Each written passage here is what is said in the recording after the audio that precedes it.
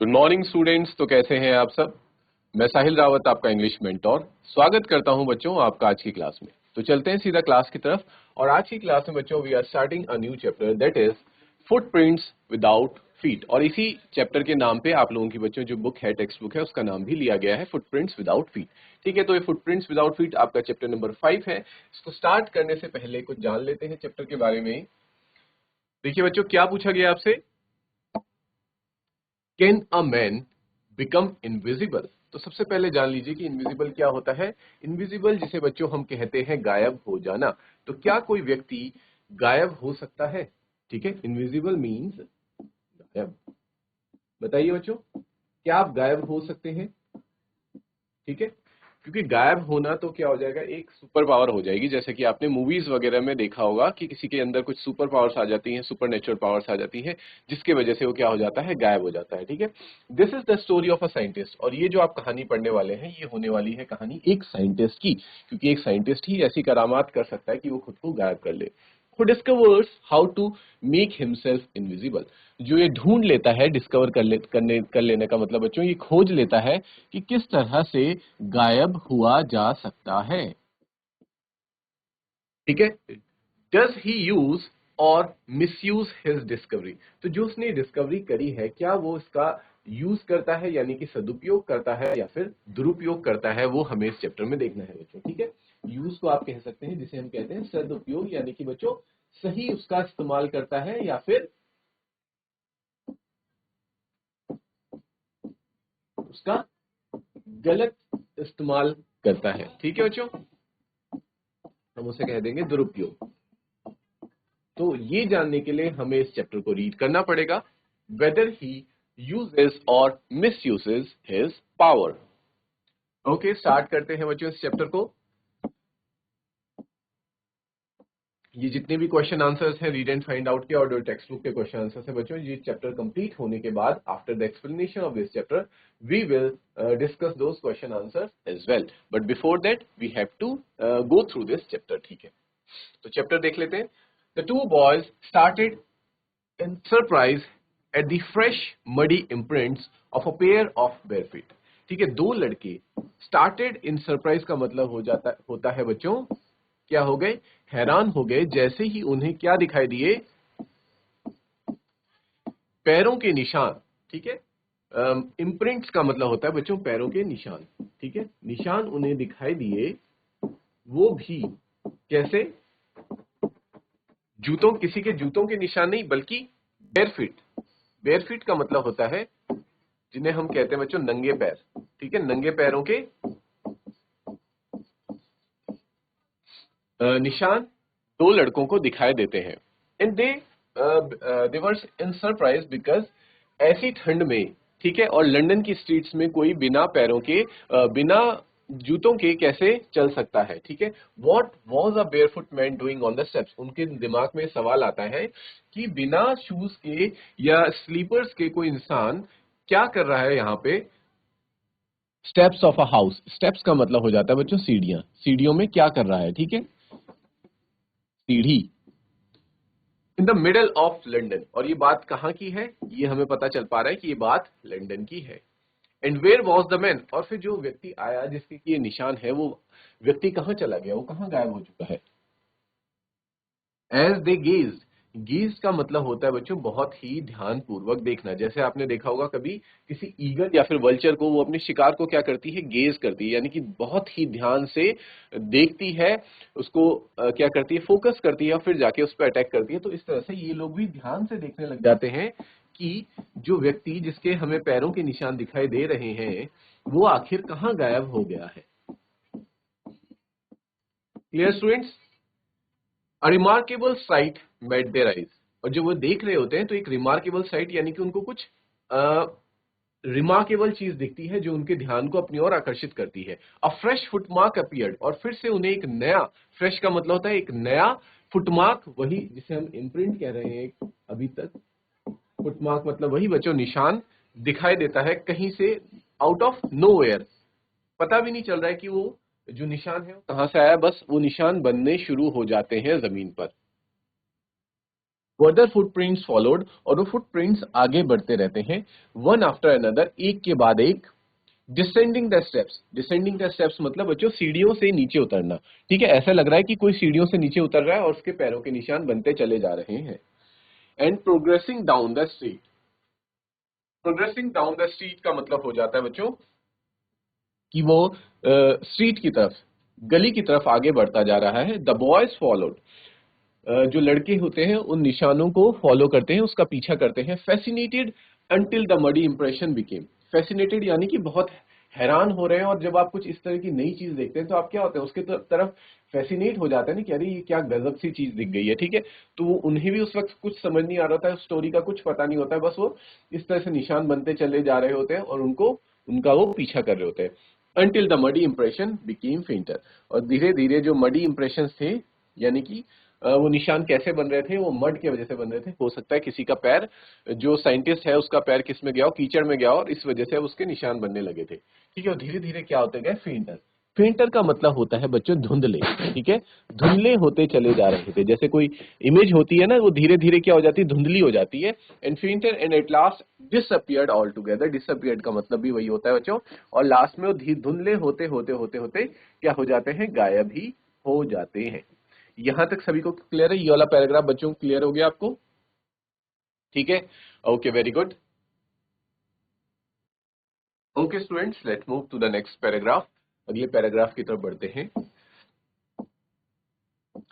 The explanation of the mystery was really simple enough. ठीक है, ये कह रहे हैं कि जो मिस्ट्री थी, मिस्ट्री यानी कि एक तरह से जो हमारे सामने रहस्य है, वो रहस्य कोई बहुत ज्यादा मुश्किल नहीं था। अब हमारे सामने रहस्य खुलने वाला है बच्चों। ठीक है, the bewildered boys had been following a scientist। जो लड़के हैं वो किसको फॉलो कर रहे थे, वो एक साइंटिस्ट को फॉलो कर रहे थे, जैसे कि हम पहले ही स्टोरी में जान चुके हैं स्टार्ट करने से पहले। who had just discovered how to make the human body transparent। जिसने की सीख लिया है उस साइंटिस्ट ने कि कैसे एक इंसान के शरीर को क्या किया जा सकता है बच्चों, ट्रांसपेरेंट किया जा सकता है, या फिर आप कह सकते हैं गायब किया जा सकता है। ट्रांसपेरेंट का मतलब आप सभी जानते होंगे बच्चों, साइंस चैप्टर में आपने पढ़ा होगा, साइंस में जो आपने लाइट चैप्टर पढ़ा होगा बच्चों साइंस सब्जेक्ट में, उसमें आपने देखा होगा कि ऑब्जेक्ट्स तीन तरह के होते हैं, ट्रांसपेरेंट, ट्रांसलूसेंट, और क्या होता है बच्चों, ओपेक सब्सटेंस। ओपेक सब्सटेंस जिनके हम आर पार नहीं देख सकते, जैसे कि मेरी बॉडी है, अभी ह्यूमन बॉडी जो है वो एक ओपेक सब्सटेंस है। जो मेरे पीछे की स्क्रीन है आप उसको नहीं देख पा रहे। ठीक है, लेकिन अगर मैं खुद को इनविजिबल कर दूं, ट्रांसपेरेंट हो जाऊं, तो क्या हो जाएगा, आप आर पार देख पाएंगे। ठीक है, तो उसी को कहते हैं बच्चों ट्रांसपेरेंट। Is it clear? और साइंटिस्ट का नाम क्या है स्टूडेंट्स? उसका नाम है ग्रिफिन। याद रखेंगे आप सब, ग्रिफिन उस साइंटिस्ट का नाम है। Griffin the scientist had carried out experiment after experiment to prove that the human body could become invisible. Carried out experiment after experiment का मतलब हो जाता है बच्चों एक के बाद एक्सपेरिमेंट, एक के बाद एक एक्सपेरिमेंट वो करता चला गया।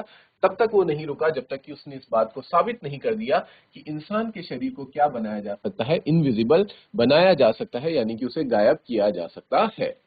ठीक है, finally he swallowed certain rare drugs.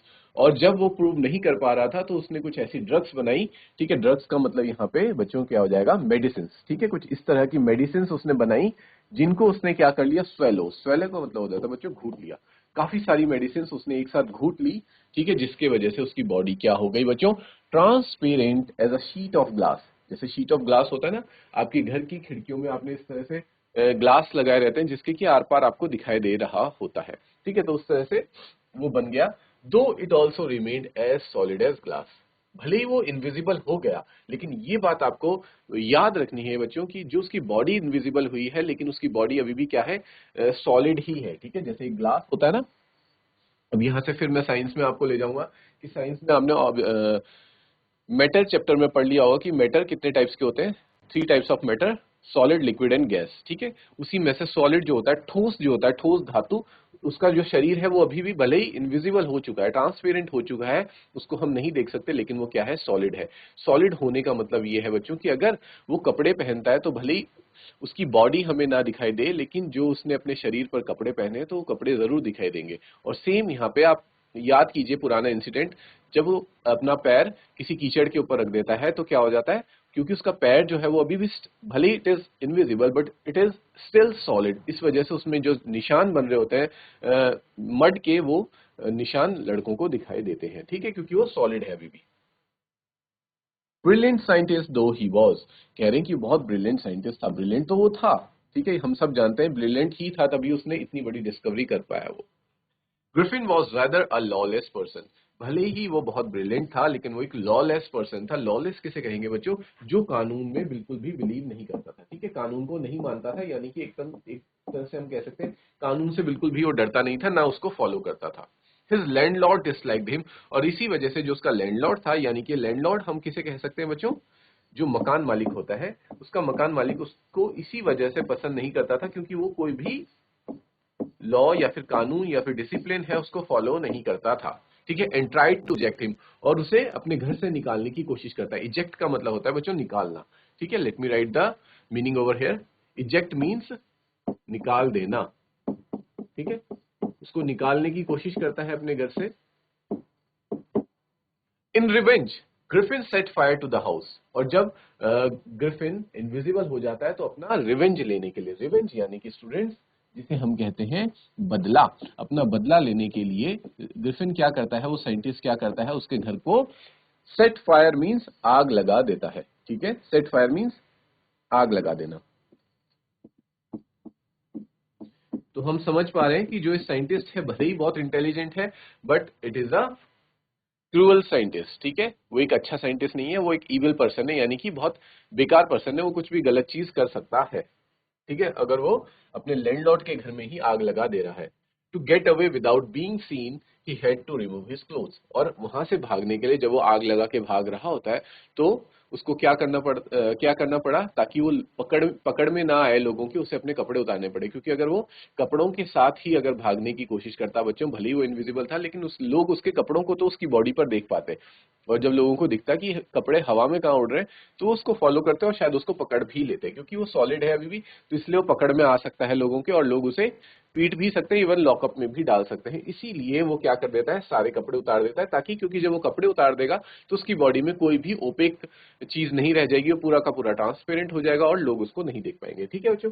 इसलिए उसे कपड़े उतारने पड़ते हैं और फिर वो वहां से भाग जाता है। Thus it was that he became a homeless vendor, और सिर्फ इसी वजह से वो क्या बन जाता है, एक होमलेस, क्योंकि वो जिस घर में रहता था उस घर को आग लगा देता है, और वेंडर यानी कि जो बंजारे होते हैं जो एक जगह से दूसरी जगह घूमते रहते हैं, वो भी इसी तरह घूम रहा होता है। और तभी आपने देखा होगा कि जो बॉयज थे उसको उसके उन लोगों को उसके फुटप्रिंट्स भी दिखाई देते हैं, क्योंकि वो बिना कपड़ों के इधर उधर घूम रहा होता है। विदाउट क्लोथ्स, विदाउट मनी, उसके पास पैसा भी नहीं होता, ठीक है। एंड क्वाइट इनविजिबल, क्योंकि जब उसने अपने पास कुछ कह सकते हैं कि कपड़े ही नहीं रखे, तो उसने वॉलेट भी नहीं रखा होगा, कुछ भी नहीं रखा होगा। और उस वक्त फोन वगैरह का इसमें कोई भी जिक्र नहीं हो रखा है कि उस वक्त स्मार्टफोन थे या फिर यूपीआई वगैरह चलता था कि वो ऑनलाइन ट्रांजेक्शन करता, तो ऐसा भी कुछ पॉसिबल नहीं था, ठीक है बच्चों।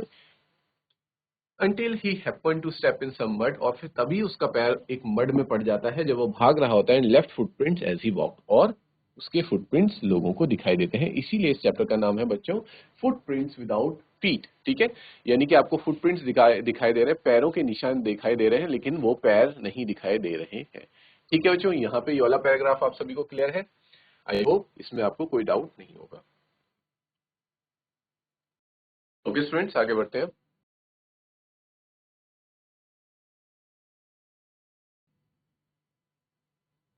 He escaped easily enough from the boys who followed his footprints in London, ठीक है। यहाँ पे बताया जा रहा है कि जो लड़के उसका पीछा कर रहे थे, उसको फॉलो कर रहे थे, वो उनसे इजीली बच के निकल जाता है। एस्केप का मतलब होता है स्टूडेंट्स बच करके निकल जाना, ठीक है, बच के निकलना, इजीली उनसे अपना पीछा छुड़ा लेता है। ओके, फिर देखते हैं आगे क्या हुआ। But his adventures were by no means over, लेकिन जो उसके एडवेंचर्स थे ना, इनको हम एडवेंचर्स ही कहेंगे कि वो क्या क्या करने लग गया है। सबसे पहले वो गायब हो जाता है, फिर अपने ही मकान मालिक के घर को आग लगा देता है, फिर वहां से भाग रहा होता है, ठीक है। ये सारे एडवेंचर्स अभी खत्म होने वाले नहीं थे। He had chosen a bad time of the year to wander about London without clothes, ठीक है। लेकिन उसने जो ये समय चुना बिना कपड़ों के घूमने का, वो एक गलत समय था, ठीक है।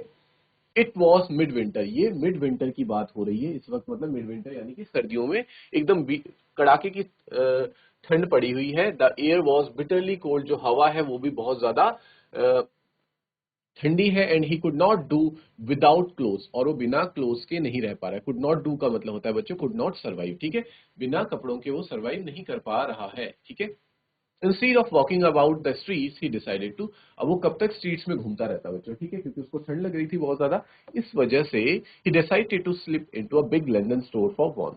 वो डिसाइड करता है कि मैं किसी भी स्टोर में चल जाऊंगा। जैसे यहाँ पे आपने देखा होगा बच्चों कि बड़ी बड़ी सिटीज में क्या रहते हैं, मॉल्स रहते हैं और क्लोथिंग स्टोर्स रहते हैं, ठीक है। उस तरीके से वहां पे भी लंदन में भी क्या है, क्लोथ्स के स्टोर्स रहते हैं, और वो डिसाइड करता है कि मैं भी उन्हीं स्टोर में जाकर के चुपके से छिप जाऊंगा, और क्योंकि वहां पे बहुत सारे कपड़े होंगे तो वहां पे मैं साथ ही साथ क्या कर लूंगा, कुछ कपड़े पहन लूंगा ताकि थोड़ी गर्माहट मुझे मिल सके, ठीक है। वार्म का मतलब होता है बच्चों गर्माहट, ठीक है।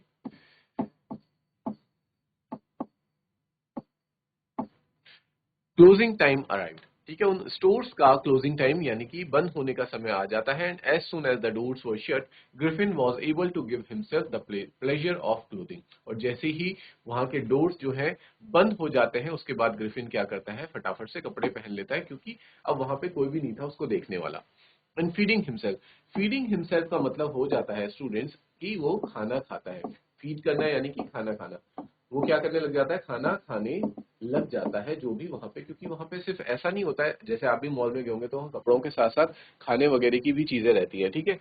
तो वो कपड़े पहनता है पहले और फिर खाने भी लग जाता है, क्योंकि इंसान को दोनों चीजें चाहिए सर्दियों में, ठंड से बचने के लिए कपड़े भी चाहिए और साथ ही साथ बॉडी को एनर्जेटिक रखने के लिए खाना भी चाहिए, विदाउट रिगार्ड टू एक्सपेंस। और वो ये भी नहीं देखता कि वो कितने महंगे कपड़े पहन रहा है, कितनी महंगी महंगी चीजें खा रहा है, उसको इन सब चीजों से कुछ भी फर्क नहीं पड़ रहा होता। जैसे as we already know that he was a lawless person, उसको कुछ भी फर्क नहीं पड़ता है कि वो कितने कानून तोड़ रहा है, क्या क्या गलत चीजें कर रहा है, क्योंकि उसके कोई मोरल्स और एथिक्स नहीं है।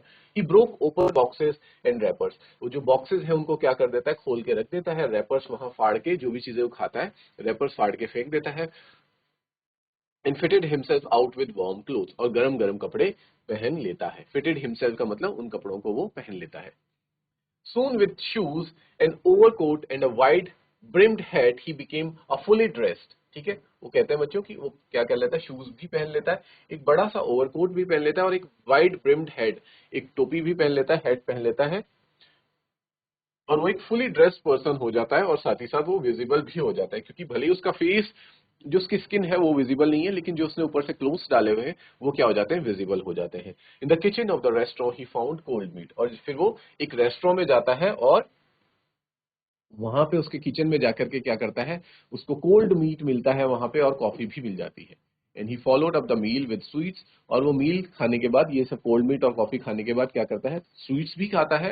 And wine taken from the grocery store, और ग्रोसरी स्टोर से वो वाइन लेता है, उसे भी वो क्या करता है, पी लेता है। Finally he settle down to sleep on a pile of quilts. Quilts का मतलब होता है बच्चों गद्दे, ठीक है, वो कुछ गद्दे ढूंढ लेता है और वहां पे गद्दे और बिस्तर लगा के वो सो जाता है। क्लियर स्टूडेंट्स, आई होप आपको ये वाला पैराग्राफ भी क्लियर हो चुका है। ओके,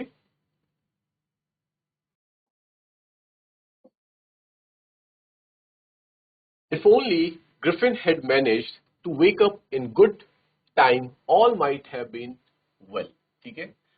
वो कह रहे हैं कि अगर ग्रिफिन सही वक्त पर उठ जाता तो सब कुछ ठीक रहता, क्योंकि उसको नींद कुछ ज्यादा ही लग गई और वो सुबह नहीं उठ पाता है। As it was he did not wake up until the assistants were already arriving, क्योंकि वो स्टोर खुल जाता है, उसके जो असिस्टेंट्स होते हैं जो क्लोजिंग ओपनिंग वगैरह करते हैं वो वहां आ जाते हैं। Next morning when he saw a couple of them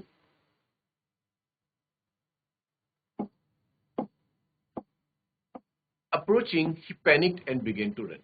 जैसे ही वो असिस्टेंट्स को आता हुआ देखता है वो क्या हो जाता है, पैनिक हो जाता है। पैनिक होने का मतलब होता है स्टूडेंट्स कि वो घबरा जाता है, ठीक है, वो घबरा जाता है और भागने लगता है। दे नेचुरली गेव चेज, और जब उसे भागता हुआ देखते हैं लोग तो उसके पीछे क्या करने लग जाते हैं, पीछा करने। चेज का मतलब होता है पीछा करने लगते हैं उसका, ठीक है। In the end he was able to escape only by quickly taking off his newly found clothes, और लास्ट में उसके पास बचने का सिर्फ और सिर्फ एक ही तरीका होता है, बच के निकलने का, एक ही एस्केप करने का एक तरीका होता है कि उसको अपने कपड़े, जो उसने नए कपड़े इतनी मेहनत से इतनी वो करके पहने थे, उनको उसे क्या करना पड़ा, उनको निकाल के फेंकना पड़ा। So once more he found himself invisible but naked in the chill January air. और इस वजह से फिर से वो क्या हो जाता है, इनविजिबल हो जाता है, लेकिन इनविजिबल के साथ साथ भले ही वो बच जाता है लेकिन वो क्या हो जाता है, नेक्ड। नेक्ड यानी कि बताओ बच्चों विदाउट क्लोथ्स, ठीक है, बिना कपड़ों के वो फिर से आ जाता है। और ये एक बहुत परेशानी की बात थी क्योंकि उस वक्त क्या था बच्चों, जनवरी था और बहुत ज्यादा चिल भी था। चिल यानी कि बहुत ज्यादा ठंडा होता है, आप लोगों को सभी को पता ही है कि इंडिया में ही जनवरी के टाइम इतना ठंडा होता है, तो लंदन तो कितना ज्यादा ठंडा रहता होगा।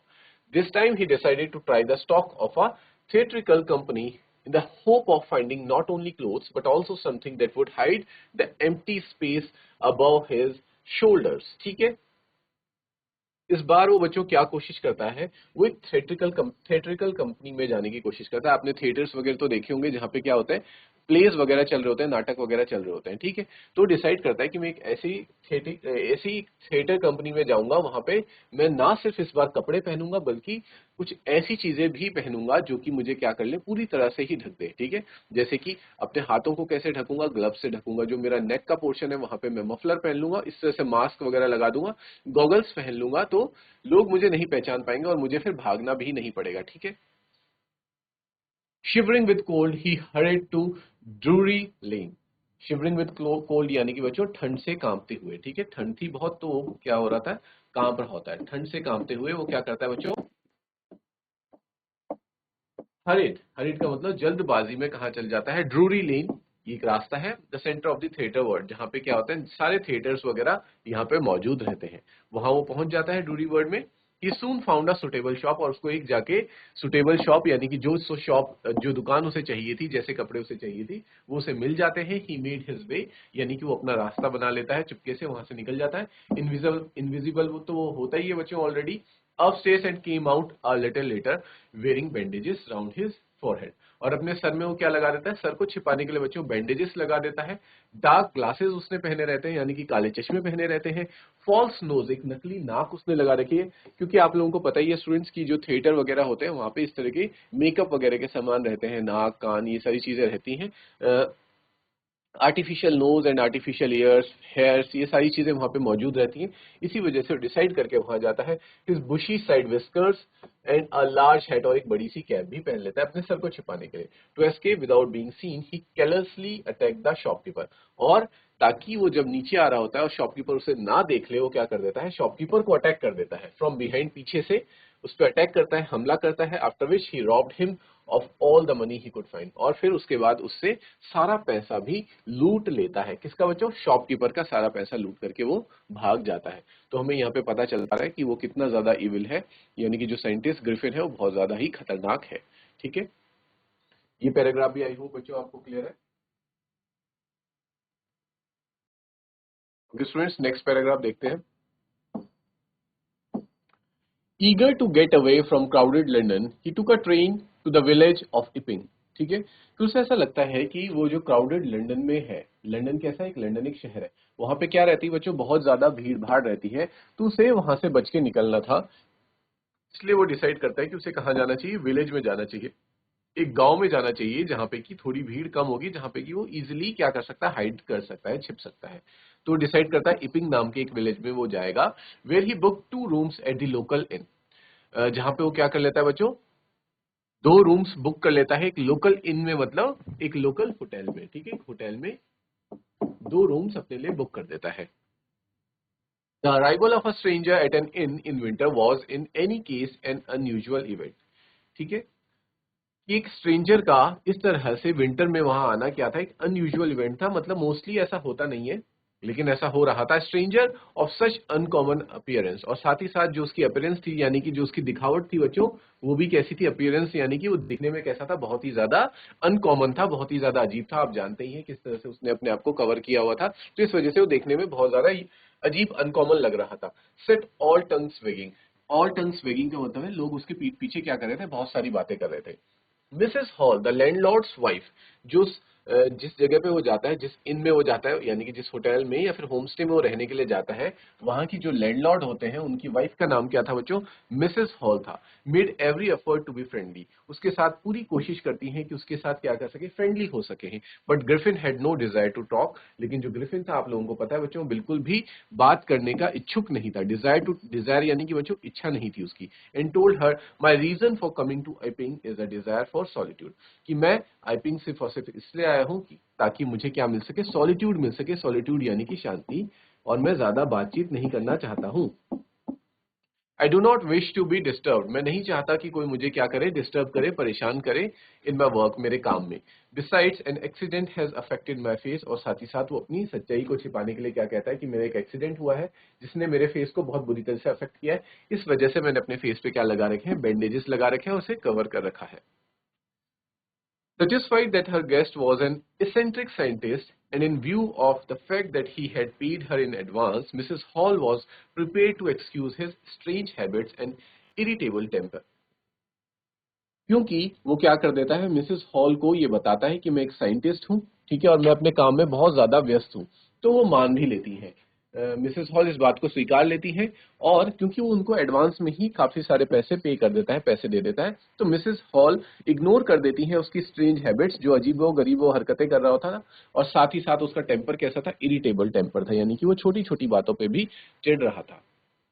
But the stolen money did not last long, लेकिन जो उसने पैसे चुराए थे वो लंबे समय तक नहीं रहते हैं, वो खत्म हो जाते हैं। And presently Griffin had to admit that he had no more ready cash, और उसके पास कुछ भी पैसा बचता नहीं है। He pretended however that he was expecting a cheque to arrive at any moment, और वो क्या प्रिटेंड कर रहा होता है, वो दिखावा कर रहा होता है कि उसके पास कुछ पैसों का चेक जल्द ही आने वाला है, लेकिन ऐसा सच नहीं होता है। ठीक है बच्चों, तो आज हम अपने चैप्टर को यहीं पे पॉज करेंगे। We will continue this chapter in the next class. Till then, students, take care. Have a good day and thank you, students.